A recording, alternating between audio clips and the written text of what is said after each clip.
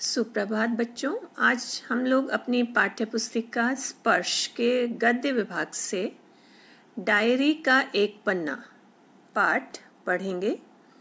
इसके लेखक सीताराम सेक्सरिया जी हैं। इस पाठ में लेखक द्वारा लिखी गई उनकी एक निजी डायरी के एक पन्ना वो पन्ना 26 जनवरी 1931 के दिन लिखा गया था। उसी पन्ने का लेखा जोखा प्रस्तुत किया गया है। तो आइए सबसे पहले हम लोग लेखक के जीवन परिचय के बारे में जान लेते हैं। सीताराम सेक्सरिया 1892 में राजस्थान के नवलगढ़ में जन्मे सीताराम सेक्सरिया का अधिकांश जीवन कलकत्ता, जिसे आज हम कोलकाता के नाम से भी जानते हैं, वहीं पर बीता था। व्यापार व्यवसाय से जुड़े सेक्सरिया अनेक साहित्यिक, सांस्कृतिक और नारी शिक्षण संस्थाओं के प्रेरक, संस्थापक, संचालक रहे। महात्मा गांधी के आह्वान पर स्वतंत्रता आंदोलन में बढ़ चढ़कर हिस्सेदारी की। महात्मा गांधी के द्वारा कहे जाने पर उन्होंने स्वतंत्रता आंदोलनों में भी काफी बढ़ चढ़कर भाग लिया था। गुरुदेव रविन्द्रनाथ ठाकुर महात्मा गांधी, नेताजी सुभाष चंद्र बोस के करीबी रहे। इसके साथ ही साथ वे रविन्द्रनाथ ठाकुर, जिन्हें हम रविन्द्रनाथ टैगोर के नाम से भी जानते हैं, महात्मा गांधी और सुभाष चंद्र बोस, इन तीनों लोगों से वे काफी निकट थे, उनके काफी संपर्क में थे। सत्याग्रह आंदोलन के द्वारा जेल यात्रा भी की। गांधी जी ने जब सत्याग्रह आंदोलन चलाया था, सत्याग्रह शब्द का अर्थ होता है सत्य के लिए आग्रह, तो इस आंदोलन में उन्होंने हिस्सा लिया था और इस आंदोलन के दौरान उन्हें जेल की यात्रा भी करनी पड़ी थी। कुछ साल तक आजाद हिंद फौज के मंत्री भी रहे। आजाद हिंद फौज के संस्थापक सुभाष चंद्र बोस थे, तो वो आजाद हिंद फौज में मंत्री के तौर पर भी कार्यरत रहे। भारत सरकार ने उन्हें 1962 में पद्मश्री सम्मान से सम्मानित किया। उनके कार्यों के आधार पर ही उन्हें 1962 में पद्मश्री सम्मान दिया गया था। सीताराम सेक्सरिया को विद्यालयी शिक्षा पाने का अवसर नहीं मिला। जो विद्यालय की शिक्षा है वो उन्होंने प्राप्त नहीं की थी। स्वाध्याय से ही पढ़ना लिखना सीखा। उन्होंने जितना भी पढ़ना लिखना सीखा वो अपने आप सीखा। स्मृतिकण, मन की बात, बीता युग, नई याद और 2 भागों में एक कार्यकर्ता की डायरी उनकी उल्लेखनीय कृतियां हैं। तो आइए सबसे पहले हम लोग आज हम लोग पाठ, जो कि सीताराम सेक्सरिया द्वारा रचित डायरी, जो डायरी खुद लिखा करते थे, उसका ही एक पन्ना है। उसमें उस दिन का लेखा जोखा है। तो आइए आज पहले उसके पाठ प्रवेश के बारे में जानते हैं। उससे पहले हम लोग डायरी लेखन क्या होता है। डायरी लेखन एक जो हमारे लेखन की विधा है, उसमें से एक विधा है डायरी लेखन। ठीक है, कुछ लोगों की आदत होती है कि वो जो उनके जीवन में दैनिक घटनाएं घटती हैं, ठीक है, या जो कुछ महत्वपूर्ण बातें होती हैं, उन्हें वे रात में या जब कभी उन्हें मौका मिलता है, दिन समाप्त होने के बाद वो उनका लेखा जोखा अपनी एक डायरी में लिखते जाते हैं। तो ये जो हर दिन के हिसाब से क्रमवार लेखा जोखा होता है, उसी को डायरी लेखन कहते हैं। तो आइए पहले इस पाठ के बारे में समझ लेते हैं। अंग्रेजों से देश को मुक्ति दिलाने के लिए महात्मा गांधी ने सत्याग्रह आंदोलन छेड़ा था। इस आंदोलन ने जनता में आजादी की अलख जगाई। अलख जगाना मतलब जागरूकता पैदा करना। ठीक है, तो गांधी जी ने जो सत्याग्रह आंदोलन था, उसका उद्देश्य था कि अंग्रेजों से हमें आजादी मिल सके, और इसके लिए ये जो सत्याग्रह आंदोलन था, इस आंदोलन ने लोगों के मन में स्वतंत्रता के प्रति जागरूकता की भावना जगाई। देश भर से ऐसे लाखों लोग सामने आए जो इस महासंग्राम में अपना सर्वस्व न्यौछावर करने को तत्पर थे। तत्पर रहना, तैयार रहना। ठीक है। तो गांधी जी के द्वारा जो ये आंदोलन छेड़ा गया था, सत्याग्रह आंदोलन, इस आंदोलन में पूरे देश से लाखों की संख्या में नवयुवक लोग, सब हर वर्ग के लोग सामने आए, जो कि स्वतंत्रता पाने के लिए अपना तन मन धन सब कुछ न्यौछावर कर देने के लिए तैयार थे। 26 जनवरी 1930 को गुलाम भारत में पहली बार स्वतंत्रता दिवस मनाया गया था। तो 26 जनवरी 1930 के दिन, हालांकि तब तक हमें आज़ादी नहीं मिली थी, लेकिन हम आज़ादी चाहते थे। ठीक है। तो हम भौतिक रूप से भले ही आज़ाद नहीं हुए थे, लेकिन हम मानसिक रूप से आज़ादी चाहते थे। तो 26 जनवरी 1930 को भले ही हमारा देश अंग्रेजों के अधीन था, लेकिन उस दिन हमने पहली बार अपना स्वतंत्रता दिवस मनाया था। यह सिलसिला आगे भी जारी रहा। सिलसिला मतलब क्रम। आज़ादी के 2.5 साल बाद 1950 में यही दिन हमारे अपने गणतंत्र लागू होने का भी दिन बना। ठीक है। पहले 26 जनवरी 1930 को स्वतंत्रता दिवस पहली बार मनाया गया था। उसके बाद लगातार 26 जनवरी के दिन हर साल स्वतंत्रता दिवस मनाया जाता रहा, भले ही हम गुलाम थे, हमें अंग्रेजों से स्वतंत्रता नहीं मिली थी। सन 1947 में 15 अगस्त 1947 में स्वतंत्रता मिलने के बाद जब हमारे देश का संविधान लागू किया गया, तो वो संविधान लागू करने का दिन भी 26 जनवरी ही निश्चित किया गया था। तब से 26 जनवरी को हम अपने गणतंत्र दिवस के रूप में मनाते हैं।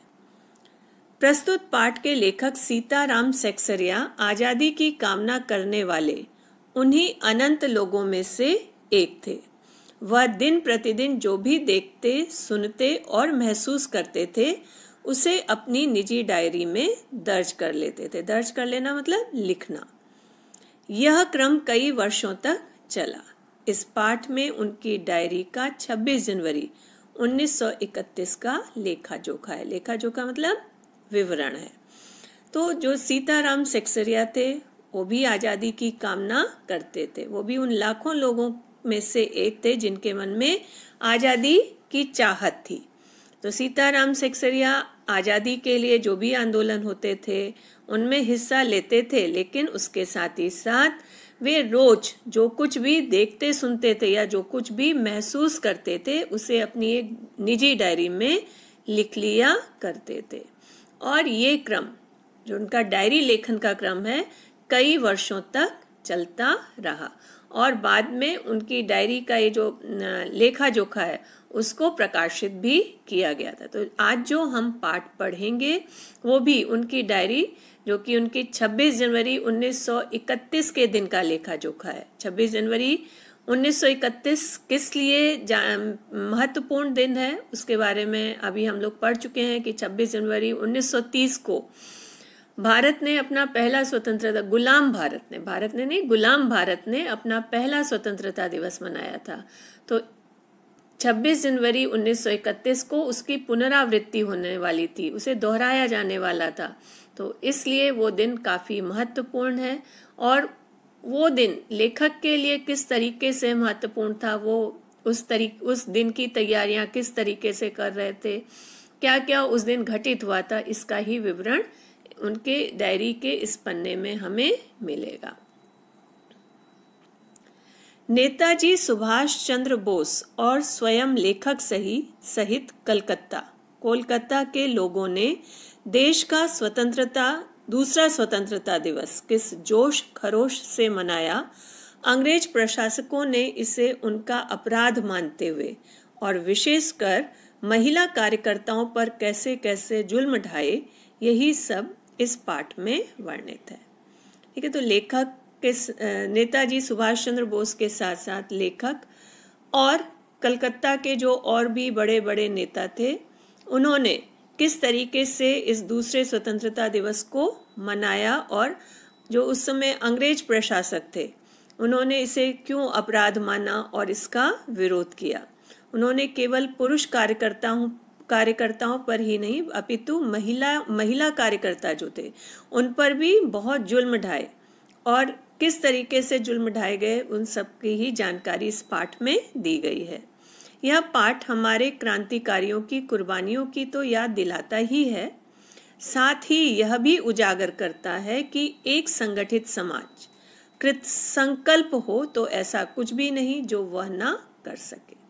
ठीक है, तो ये पाठ हमें दो चीज़ों की याद दिलाता है। एक तो हमारे क्रांतिकारी जिन्होंने कुर्बानियाँ दी, जिनकी कुर्बानियों की वजह से आज हम स्वतंत्रता की हवा में सांस ले रहे हैं। ठीक है, उसके साथ ही साथ ये हमें एक और चीज़, एक और बात याद दिलाता है कि अगर समाज संगठित है, अगर एकजुट है और उसके साथ साथ कृत संकल्प है, मतलब किसी कार्य को करने के लिए दृढ़ संकल्पित है, तो ऐसी कोई भी चीज़ नहीं है जिसे हम ना कर सके। ठीक है, तो जरूरत है संगठित रह करके दृढ़ संकल्प पूर्वक किसी भी कार्य को करने की।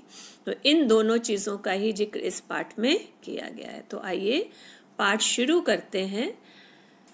डायरी का एक पन्ना, 26 जनवरी 1931। ठीक है, डायरी लेखन की जो विधा है उसमें जब हम डायरी लिखते हैं तो सबसे पहले दिनांक लिखते हैं। जिस दिन का लेखा जोखा है वो दिनांक सबसे पहले लिखी जाती है, उसके बाद ही डायरी लेखन किया जाता है। 26 जनवरी, आज का दिन तो अमर दिन है। अमर होना, महत्वपूर्ण होना, जो हमेशा यादगार बनकर रह जाए। आज के दिन ही सारे हिंदुस्तान में स्वतंत्रता दिवस मनाया गया था और इस वर्ष भी उसकी पुनरावृत्ति थी। पुनरावृत्ति होना, दोहराया जाना, जिसके लिए काफी तैयारियां पहले से ही की गई थी। गत वर्ष अपना हिस्सा बहुत साधारण था। गत वर्ष मतलब पिछले साल, अपना हिस्सा बहुत साधारण था। इस वर्ष जितना अपने दे सकते थे दिया था। केवल प्रचार में 2000 रुपया खर्च किया गया था। सारे भार का काम अपने समझते थे, अपने ऊपर है, और इसी तरह जो कार्यकर्ता थे उनके घर जा जाकर समझाया था। तो लेखक यहाँ पर 26 जनवरी 1931 के दिन को मनाने के लिए जो तैयारियां की गई थी, अभी उसके बारे में बताते हैं कि जो 26 जनवरी का दिन था वो अमर दिन था, यादगार दिन था। और वो यादगार किस लिए था? क्योंकि उस दिन देश अपनी आज़ादी, उस दिन को देश अपनी आज़ादी के रूप में मना रहा था, तो वो यादगार दिन था।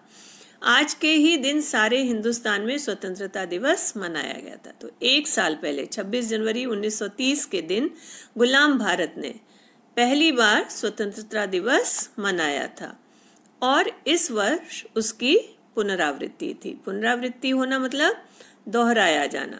तो इस साल उसी दिन को दोहराया जाना था, जिसके लिए काफ़ी तैयारियां पहले से की गई थी। तो उसको सफल बनाने के लिए, कार्यक्रम सफल हो सके, उसके लिए काफ़ी तैयारियां पहले से ही की गई थी। गत वर्ष अपना हिस्सा बहुत साधारण था। अपना, यहाँ लेखक जो उनके द्वारा योगदान दिया गया था उसके बारे में जिक्र कर रहे हैं। तो कह रहे हैं कि पिछले साल उनकी तरफ से जो योगदान दिया गया था वो बहुत कम था। इस वर्ष जितना अपने दे सकते थे, अपने मतलब लेखक अपने बारे में कह रहे हैं कि जितना हम दे सकते थे उतना देने की कोशिश की।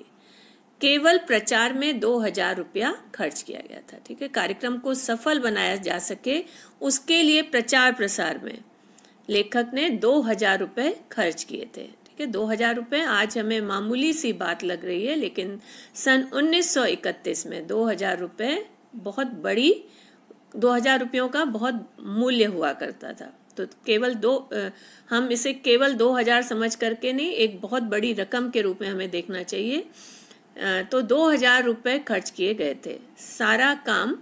सारे काम का भार अपने समझते थे, अपने ऊपर है। भार समझना, जिम्मेदारी समझना। तो यहाँ लेखक क्या कह रहे हैं कि वो उन्हें ये लगता था कि जो कुछ भी आयोजन 26 जनवरी 1931 को होना है उसकी पूरी की पूरी जिम्मेदारी उन्हें अपने ऊपर ही लगती थी, और इसी तरह जो कार्यकर्ता थे उनके घर घर जाकर समझाया था।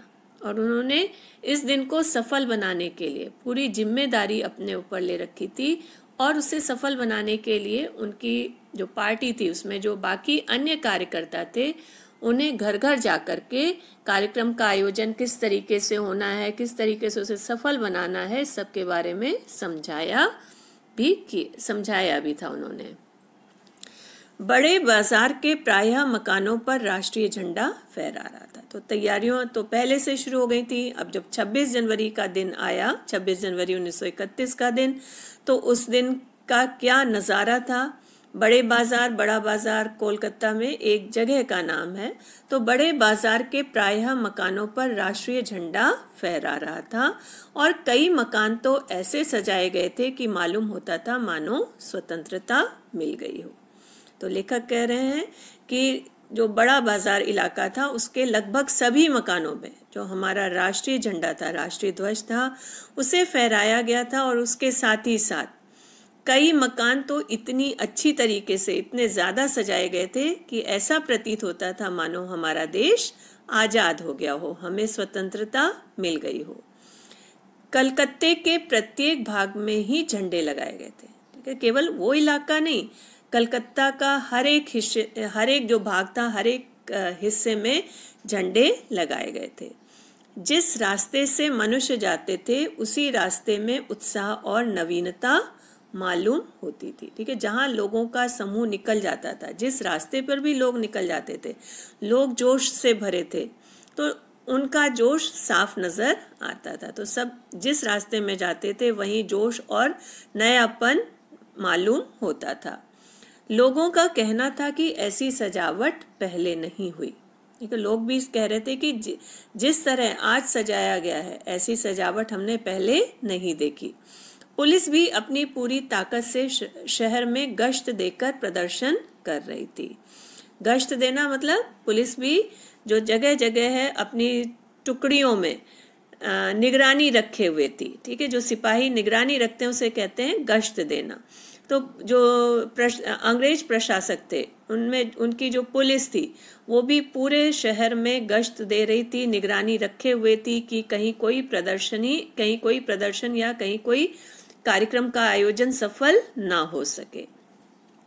मोटर लारियों में, लारियां कहते हैं गाड़ियों को, मोटर लारियों में गोरखे तथा सार्जेंट सेना का एक पद, सार्जेंट प्रत्येक मोड़ पर तैयार थे। ठीक है, थोड़ी दूरी पर जो अंग्रेजों की गाड़ियां थी उनमें गोरखे सैनिक और सार्जेंट वहां पर तैनात थे। कितनी ही लारियां शहर में घुमाई जा रही थी। ठीक है, जो अंग्रेज प्रशासन था वो भी अपनी तरह से पूरी तरह से जागरूक था, मुस्तैद था। वो भी इस कार्यक्रम को सफल नहीं होने देना चाहता था। तो वो अंग्रेजों जो प्रशासक थे उनके भी सिपाहियों की जो गाड़ियां थी वो पूरे शहर में चक्कर काट रही थी। घुड़सवारों का प्रबंध था। ठीक है, तो केवल गाड़ियों पर ही नहीं, घोड़ों पर भी अंग्रेज जो सैनिक थे वो परेड कर रहे थे।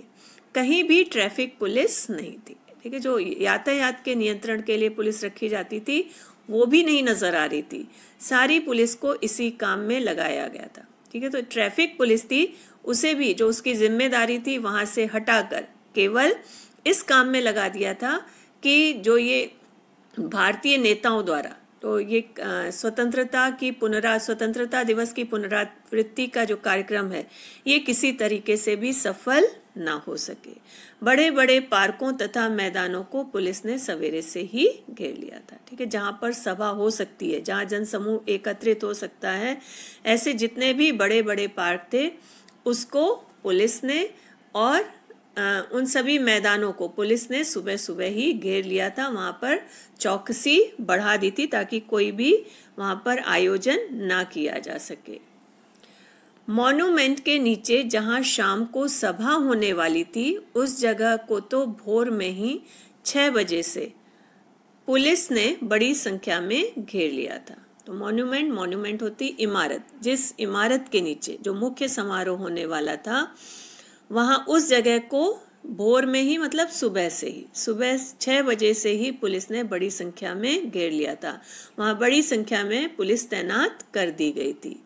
पर तब भी कई जगहों पर तो भोर में ही झंडा फहराया गया। ठीक कि पुलिस इतनी मुस्तैद थी, लेकिन उसके बाद भी कई स्थान ऐसे थे पूरे शहर भर में जहां पर झंडा फहराया गया था।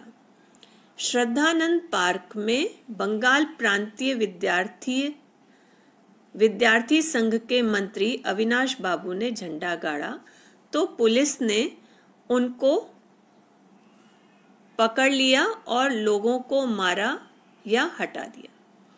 तो जब इतनी मुस्तैदी के बाद भी जब शहर के कई इलाकों में राष्ट्रीय ध्वज फहराए गए, उसी समय श्रद्धानंद पार्क में बंगाल प्रांतीय विद्यार्थी संघ के मंत्री अविनाश बाबू झंडा गाड़ने गए थे। उन्होंने जैसे ही झंडा गाड़ा तो पुलिस ने क्या किया, उनको गिरफ्तार कर लिया, उनको पकड़ लिया और लोगों को मारा और वहां से हटा दिया।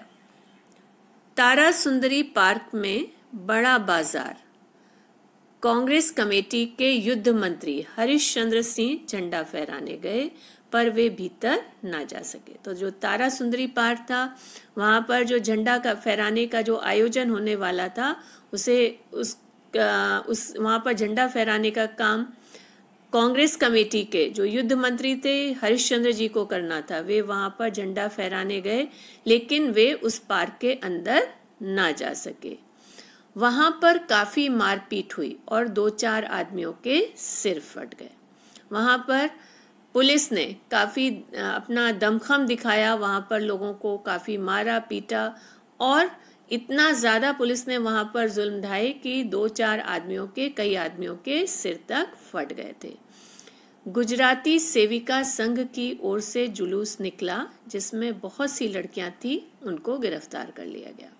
तो उसके साथ ही साथ वहां पर गुजराती सेविका संघ ने भी जुलूस निकाला था।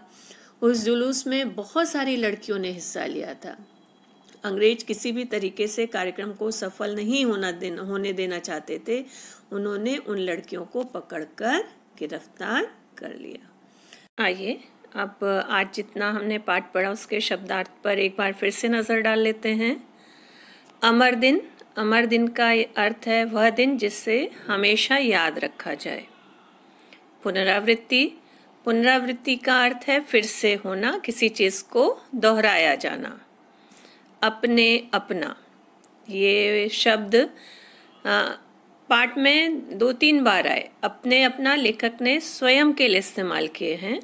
हम, हमारे, मेरा, लेखक की लेखन शैली का उदाहरण, ये शब्द उन्होंने अपने स्वयं के लिए इस्तेमाल किए हैं। गश्त, गश्त का अर्थ होता है पुलिस कर्मचारी का पहरे के लिए घूमना। सार्जेंट, सार्जेंट सेना में एक पदवी है, पद है।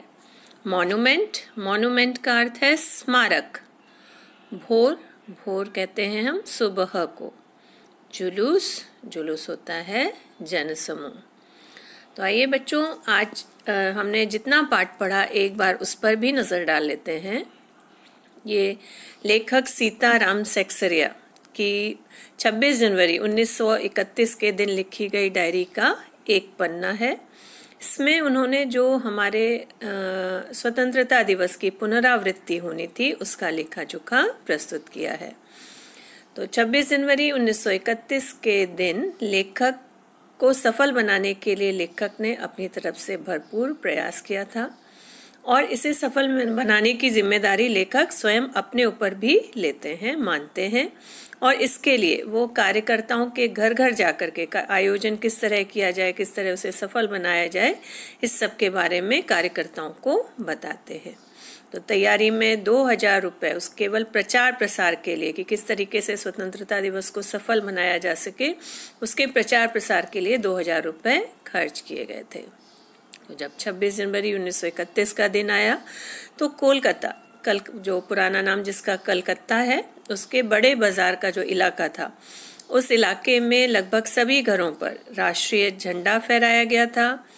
कई सारे मकान तो इस तरीके से सजाए गए थे कि उन्हें देखकर लगता था कि मानो हमने सच में स्वतंत्रता प्राप्त कर ली है।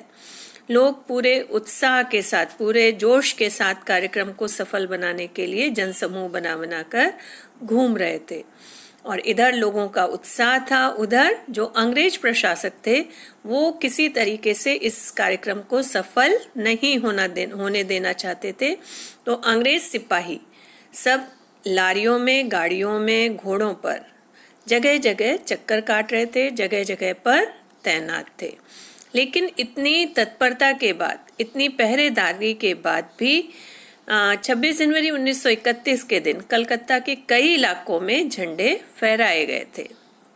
श्रद्धानंद पार्क में बंगाल प्रांतीय विद्यार्थी संघ के मंत्री अविनाश बाबू ने झंडा फहराया था और ऐसा करने के लिए उन्हें गिरफ्तार कर लिया गया था।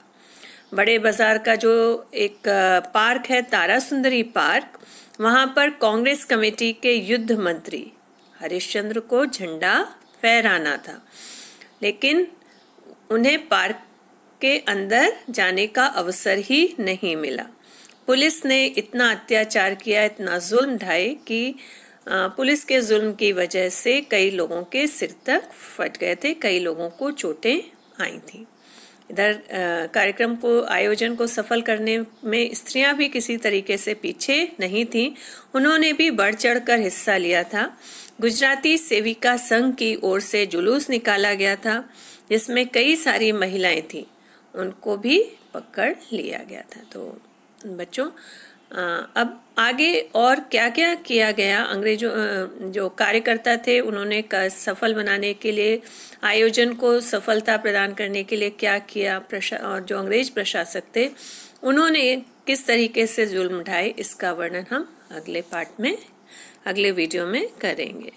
तो आज जो हमने पाठ पढ़ा उससे जो हमें सीख मिलती है कि भौतिक रूप से दबे हुए होने पर भी अंग्रेजों के समय में ही हमारा मन आजाद हो चुका था। देश को आज़ादी दिलाने के लिए समाज के हर वर्ग ने महत्वपूर्ण भूमिका निभाई थी। ठीक है, भले ही हम आज़ाद नहीं हुए थे, लेकिन फिर भी हमारा मन आज़ादी को मान चुका था। इसीलिए 26 जनवरी 1930 को स्वतंत्रता दिवस मनाया गया था, जिसकी पुनरावृत्ति का जिक्र आज हमने पाठ में पढ़ा था। और स्वतंत्रता दिलाने के लिए, देश को आज़ाद दिलाने के लिए, आज़ादी के लिए हमारे समाज के हर एक वर्ग ने अपनी तरफ से पूरा योगदान दिया था। बच्चों, आगे का पाठ हम अगले वीडियो में पढ़ेंगे। आज के लिए बस इतना ही। धन्यवाद।